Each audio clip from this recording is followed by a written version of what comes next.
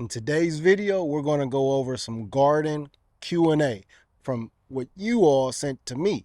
We're going to be going over fruit trees in Georgia, biosolids, our fall garden, and even questions like who does what in our garden between my wife Toni and I. So stay tuned. No particular order, let's get into these questions. I'm just taking them at random. The first one is from Tamika M, and it says, "Hi Jermaine, been following your channel for a while and I would love to have your opinion on this. I live in Floyd County, Georgia, and we grow a lot of things that you mentioned. We just have a shorter window, which seems to always take out my tropical trees. Summers are beautiful, so are springs. Winters are noticeably more colder than most of the state of Georgia. What suggestions do you have for me growing fruit trees in my climate? My zone is 8A, but I think it's more of a 7B where my home sits. Any advice would be helpful. Thanks." So thank you for your question.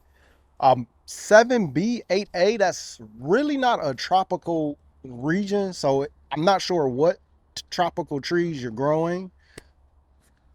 Let's say mangoes and bananas, let's say something like that. That's really going to be quite difficult for you, especially if you have it in ground. In pots, you may be able to get away with it. There's a chance for that, but my suggestion to you would be more grow what likes your zone. 98% of everything that you grow in your backyard, maybe even as high as 99%, until you start to really get a lot of success and you start to really grow a lot of food, then you can start to, I would say, move those numbers, maybe 95%. But the majority of the food you grow should be suitable for your location, for your grow zone. If you want to take that extra 1% and grow something that's outside of your zone just to give it a try, hey, go for it.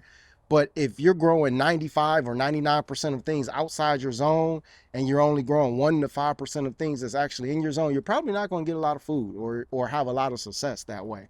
So I would flip those numbers, because it sounds like you're following the channel and you see a lot of the things that I grow, and you're probably following other Central Florida or South Florida gardeners, and you're seeing the things that they're growing, and you're growing it yourself, but it's different regions. Like there's things in South Florida that I can't grow here, and I'm trying, like coconuts. Like we've had so many different coconut trees. I think we're down to one now. We're trying, but all it takes is one cold winter and it just wipes everything out. So grow what's in your zone, get yourself some early success, some wins, and a lot of food. And once you start to get that rhythm going, then that 1% make tropical. And even that 1% that you make tropical for you in a 7B, 8A, you're probably going to have to grow things that are going to be dwarf varieties and that are in pots. That's going to be your best thing. So you're able to move them to the side of the house in your wintertime, or bring them in the garage or in your house, things like that. So that's my advice to you. Thank you for that question again, and thank you for watching. And let's get into the second question. Next up, we have a question from Adrian, and it says, "Hi Jermaine, your wife Toni is hilarious and always puts me in the mood to garden." I'm glad to hear that. "When I watch you, I always know I'm going to learn something and that I need to do better growing healthier things. I was a bit of a persimmons, fig, and mango fanatic. I kind of am too. I like all three of them. Between the two of you, who does what in your garden? I've always wondered watching you, how do you and Miss Toni decides who takes care of what? Your garden always looks so well kept. That's why I'm asking." Who takes care of what? That all depends, to be honest with you. My wife, she has her primary garden, our first garden that we started, and that area over there my wife takes care of. I don't do too much there. I might come and help her out with some things or move some things around, but she pretty much takes care of that area. Now, just a few years ago, I started another garden on our north side of our backyard, and I primarily take care of that. My wife doesn't even like coming on this side too much, because on this side, yes, this is usually where we have the creepy crawlies. If they're in the backyard, a lot of time our creepy crawlies are on this side, and that's just what it is because of the things that I'm growing on this side that they prefer and is giving them a little bit more shade, let's say. Um, as far as the responsibilities, in the backyard, the grass, I cut the grass. My wife, she takes care of a lot of our herbs, and a lot of our flowers. That's what my wife does. We pretty much divide the responsibilities up. It's whoever has the energy to go do it. We still got 4 kids too, so it's whoever has the energy to go outside and do what has to be done. So that's pretty much it. I'm very, very blessed that I have a partner in this who enjoys everything, all the responsibilities in the backyard as much as I do. So it's very, it's beneficial. It's beneficial. So my wife and I, we were equal at this, and that's how we're able to maintain so many, so many crops. So I hope that answered your question, and thank you for that question. So one thing that I will add to that as well, my wife is primarily the one who does all of our harvest of things. So if there's a massive harvest to be had outside of the bananas, because those banana racks are 50, 80, 100 pounds, and she's not gonna chop that down and hold the bananas, even though she will and she has. But the bananas I'll harvest. Everything else, my wife pretty much is the one that's harvesting. So she's the reason why we have less pest pressure in our backyard and less things trying to come and eat, because when something becomes ripe, my wife already knows about it, and she's harvesting it, getting it ready, and bringing it in the kitchen. So that's another thing that my wife does that I really don't do too much of. I'm blessed. I have an amazing wife. Next question is from Chef Patrick 76 TC, and he says, I would love if you can elaborate more about biosolids and why you are so against using them as fertilizer. I don't see what the problem is. Do people not pay for chicken manure? I'm going to get into that. What's the difference between human waste and using animal waste in the garden? Why is biosolids bad? It's a lot of reasons why biosolids is bad. Some of the reason why is if you're putting human feces on soil, think about the average human, right? The average human, and I'm not talking about somebody that you know that's super healthy, just the average human. You don't know what they ate, you don't know what they have, and now they're grinding that up and they're putting all that into the soil, and it's going to leak into that soil. We're also talking about any type of illegal drugs that they're flushing down the toilet or in somebody's system. That's in that soil as well. Even worse than all of that, we have forever chemicals that is in that soil as well. So when you're looking at ways of growing your own food in your backyard, never would it cross your mind to use human feces. Like, you're not going to put a bucket outside or inside and tell your family, like, hey, we got to save that because that's going back in the garden. No, nobody would do that. So just because you won't do it on a smaller scale, what gives someone the right to do it on a larger scale? Nasty is nasty. It is what it is. Nasty is nasty. And that's a practice that a lot of states are now starting to ban because they're seeing what's happening with a lot of their state residents' health. We have countries who have outlawed this practice.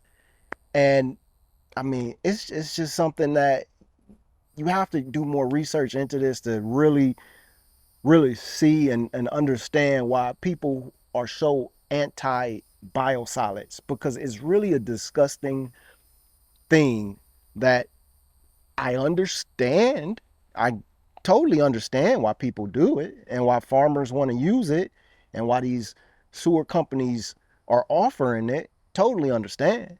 And I'm all for the environment, and I'm all for recycling, and I'm all for reusing everything. But there has to be a better way to reuse our waste than to put it on our food. You know what I'm saying? So, right or wrong, whatever side of the spectrum that you may be on, that's, your opinion, and it's my opinion. We all have our opinions, right? just as a gardener who's been gardening for many, many years, I don't understand why we need to use human feces that is laced with everything from forever chemicals to drugs to all the just think about all the diseases that people have. When you go get a blood test, or you give stool samples, and doctors are able to see what you have from your blood and from your stool, that same stuff is now in fertilizer. It doesn't go away. They say that they put chemicals in it to strip all the, no, they strip the smell. They strip the smell. We have nothing that's taking all that other stuff out. And even if they remove 80% of it, that 20% is still contaminating our soil. That's not how you build healthy soil. We all know how to build healthy soil by now. That's not how you build healthy soil. That's an affordable, quick fix that is probably costing a lot of people health in the long run. And that's why states are starting to wake up and ban this, and that's why other countries have outlawed it as well. So I hope that answered your question. And again, disclaimer, I am not a doctor, just someone just sharing what I've learned, and you could do more research on your own. I might do a video on this because I want to wake more people up to this too, so you can really see what's in this food that we're buying in the grocery store. Like what are, even organic, like we could really see what's being sold to us and why we need to grow our food in our backyard as much as we can, If you really want to learn more about biosolids, anyone, if you want to learn more about biosolids, in the members hub, if you go to GrowFitFL.com and you click on members, if you become a member, I have shared videos. I have so much on biosolids, and I'm teaching you everything I know and then some. So if you really want to learn more on biosolids and you like where I'm getting with this and you want to learn from me, I really suggest you become a member, because this is something that I'm not going to let up. The more I find, the more I discover about this, I'm not going to let up. And I'm going to make sure all my members know what's going on, what not to use, what products have it in our grocery stores, what products have it in fertilizer. I'm going to make sure everybody knows this. And I'm really passionate about this because I really feel that this is a disgusting practice. So if you want to learn more, become a member, head over to members.growfitflorida.com and join. So the next question comes from Kevin, and Kevin asks, new to the channel, I'm sure you probably covered it before, but I just want to know, how do you water your plants on a budget? I have a small garden and I want to expand it, and looking over the prices of watering solutions, I can't afford that right now. Do you have any tips on watering? Yes, Kevin, I do have some tips. Ultimately, if you're going to expand your garden, you're going to likely want to get some type of a watering system just to make it easier for yourself and just to properly give your plants enough water without spending a whole bunch of money. Now, Kevin, you didn't mention where you're from, so I'm going to assume that you're in Florida. And as you already know, our plants, rainy season is one thing, but even we have some drought periods during rainy season where you're not getting water and we're getting this extreme heat, and you have to hydrate your plants. Drip irrigation is the best way to do that, because it's going to save you time and it's going to save you money. Those are the two things in life that we're all after: saving time and saving money. So that initial investment to save you time and to save you money probably will be worth it. But if you can't afford it, some of the things that you can do is simple, depending on what you're growing. A lot of things when you're watering it, do not like overhead water from your garden hose, because of all those contaminants. So if you're wetting the leaves, you're just going to cause issues and you're going to cause problems, and you're going to want to wet the soil, not the leaves of your plants, depending on what you're growing, and assuming that your water is like mine and like most of ours, is contaminated. And by contaminated, I'm not saying it's not safe. I'm just saying the plants prefer rainwater. What you can do is Go outside, check your soil, and just the old school tried and true method. Get your hose, and you can get a soaker attachment that you put on, and just water. Just go outside and water. Early in the morning, early in the morning, or late in the evening when it's cooler. Watering during the day at the peak time of peak heat, it's just going to evaporate. You're going to lose that water. It's not going to do any good for your plants. So pick a good time where you can go out and water, and just take your soaker hose.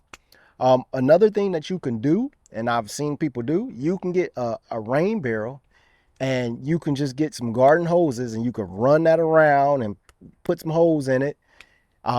And you could water your garden with a rain barrel. Now, it's going to take a little bit more setup, and I'm not too sure that that's even more cost effective than just going out and get a drip irrigation, to be honest with you. Other ways that you can water your garden is you can use water bottles.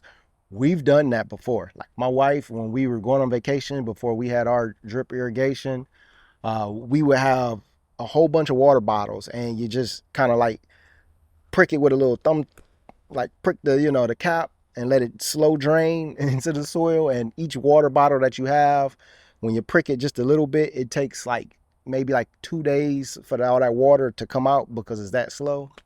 So that's a solution. It's a timely one, and it's something that you're not going to do every single day. It's just not cost effective, and it's not going to save you time.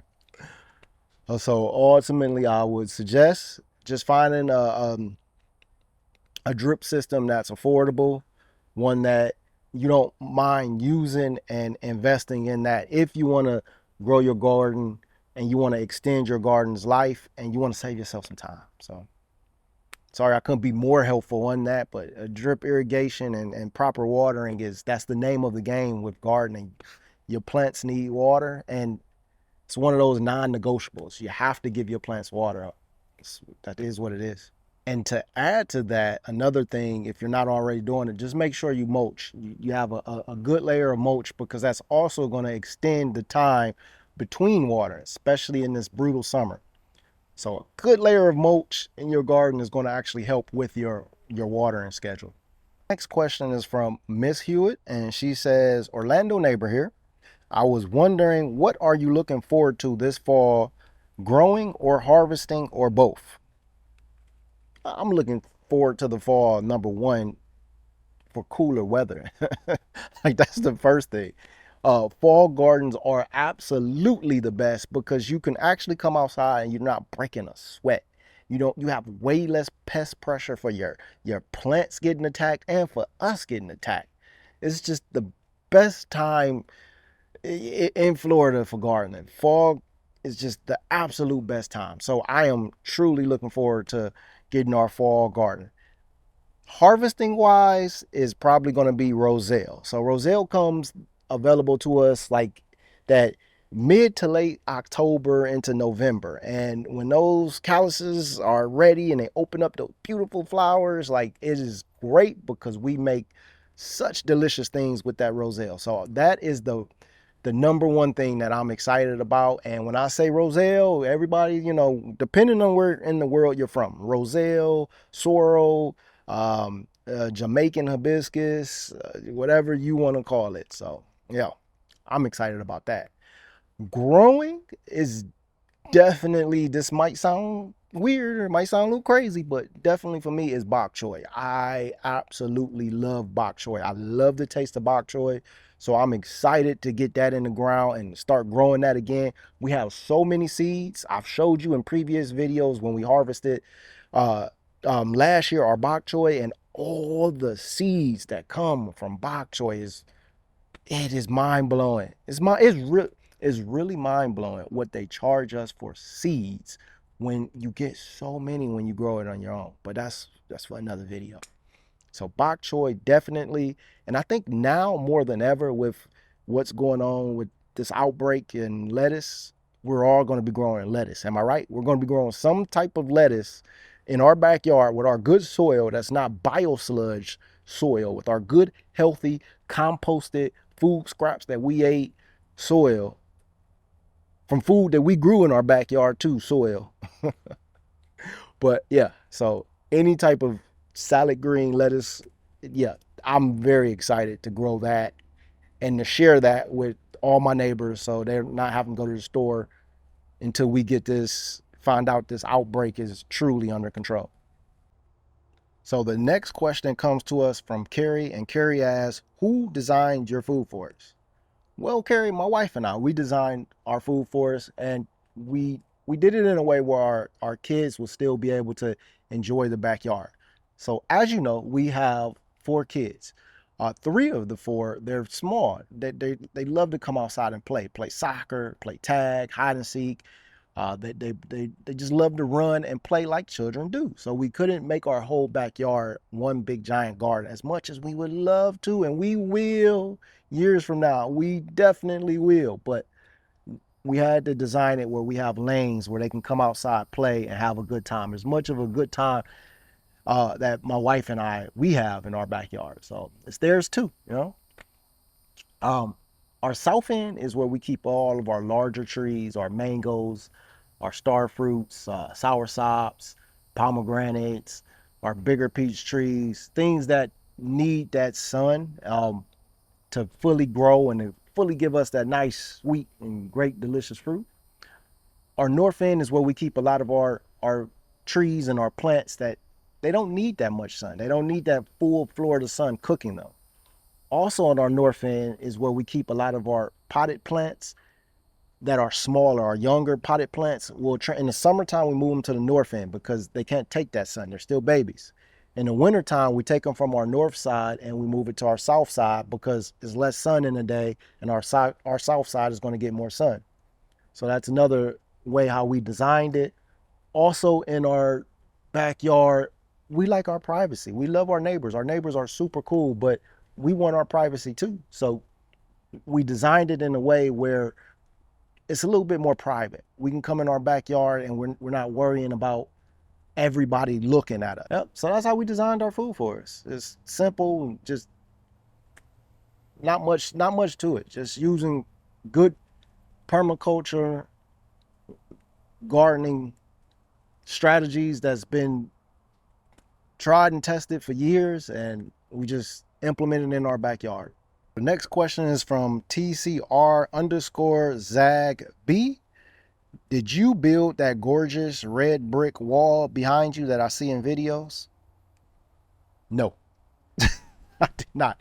That was a huge selling point for us when my wife and I bought our house. When we came in the backyard, we needed a few things. So we needed a few things when we got our house, actually. I needed a decent sized garage because I'm like, this is where our gym is going to be. I needed a gym. The second thing, we wanted enough space where we can have a garden and a pool.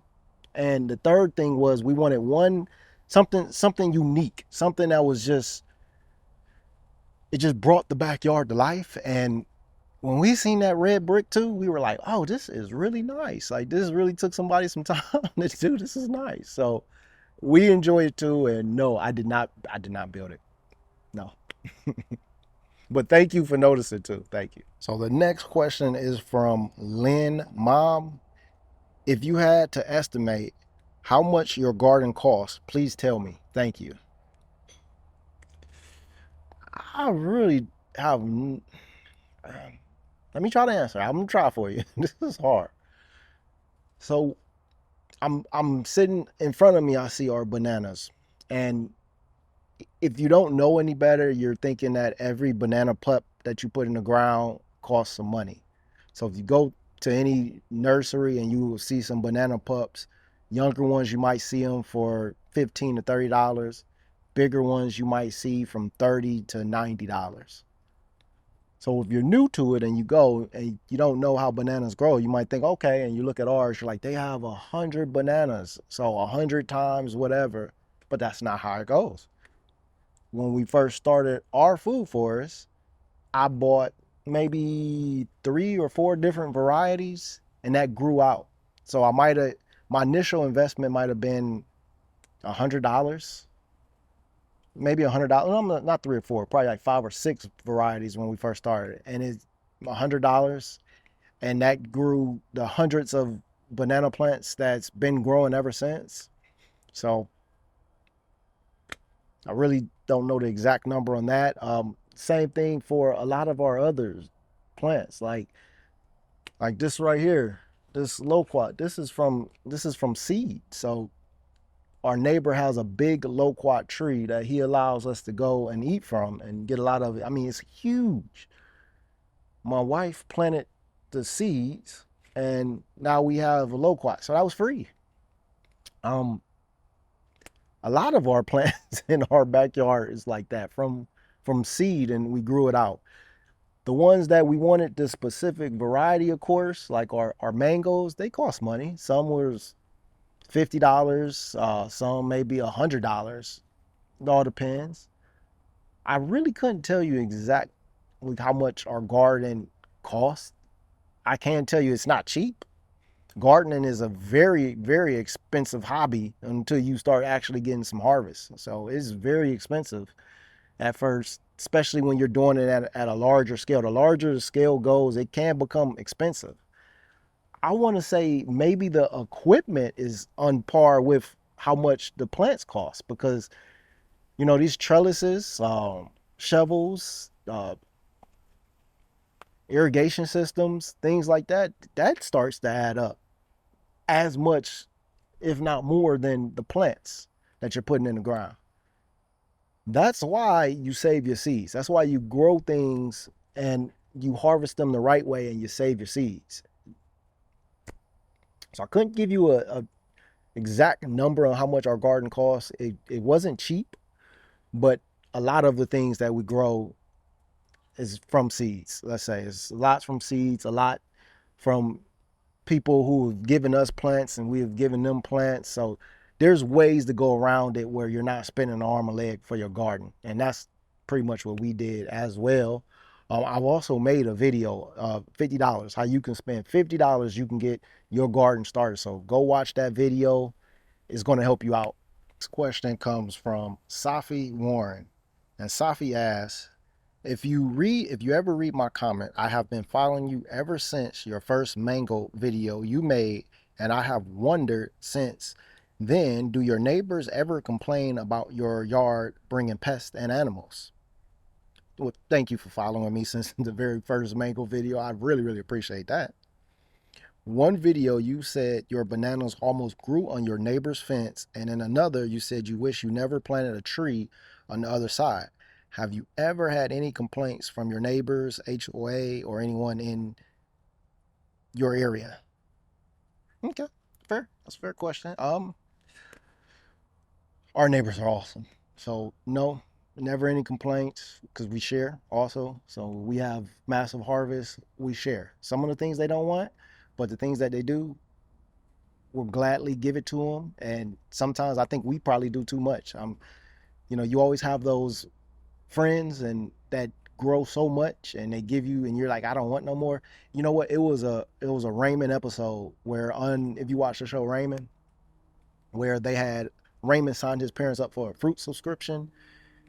He came over and instead of thinking it was gonna be a good thing, his mom was like, how much fruit do we get? The dad came through the door and it was like a burden to him to get this fruit. Sometimes when you're growing like a lot of food and you're constantly bringing it over to the neighbors, like, here you go, here's your other 100 pounds of bananas, or here's some more potatoes and this and that. They're like, we didn't even eat the last ones. Like, so they don't mind and we share and we're probably wacky with it. So that's number one. Number two, in our community, no, nobody bothers us. It's other gardeners in our community too, right down the street from us. And now I really want to, either my wife or I, we're going to do it, is someone who has an unbelievable food forest, something that's inspiring. Like, it inspires us.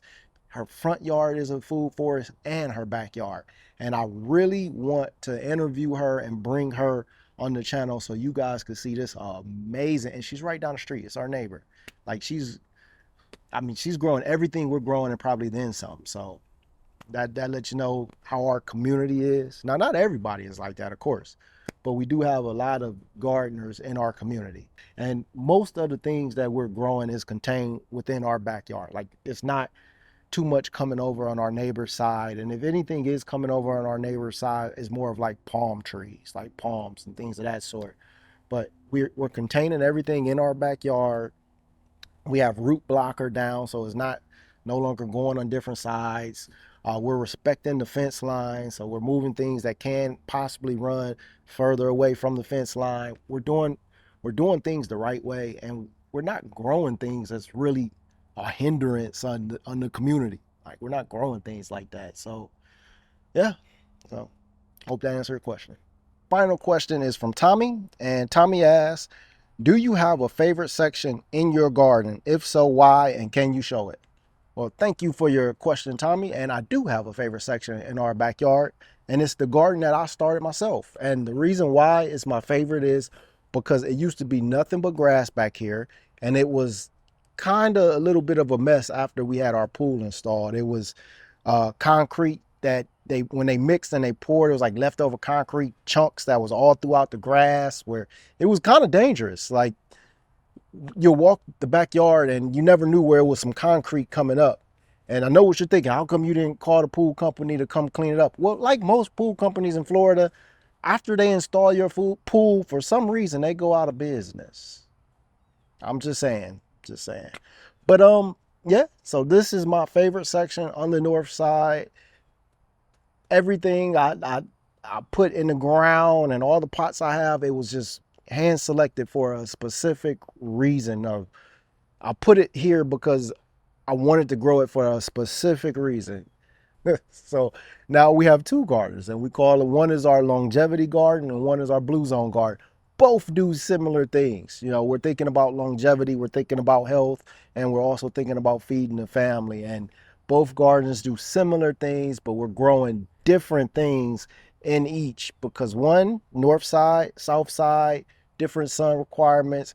One has a little bit better soil than the other. One has a little bit more space than the other. So yep. So that's what it is. So thanks for the question. I hope that answered it. Well, I hope that Q&A brought some value to you, learned something, and thank you for watching. Please, if you haven't already, hype the video, share it to your garden community, garden friends, like, subscribe, and until the next video, God bless.